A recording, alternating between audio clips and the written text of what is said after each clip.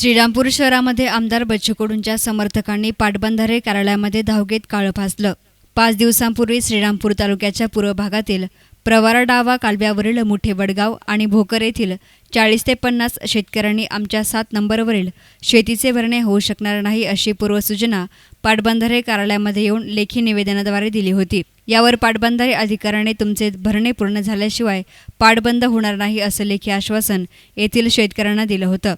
परंतु आता कॅनल बंद झाला तरी या शेतकऱ्यांना पाणी मिळत नसल्यामुळे संतप्त बच्चू कडूच्या समर्थकांनी कार्यालयामध्ये येत संपूर्ण कार्यालयाला काळं फासलं।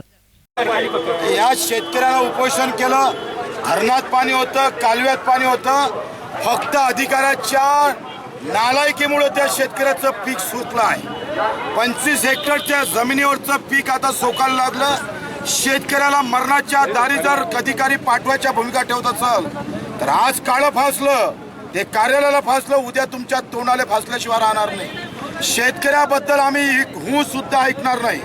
आज शेतकऱ्याचा कट्टरवादाची सुरुवात आहे। शेतकऱ्याला जर तुम्ही नडवाल तर आम्ही तुम्हाला आळवं घेतल्याशिवाय राहणार नाही, त्याचा फॉर्म्युला आहे।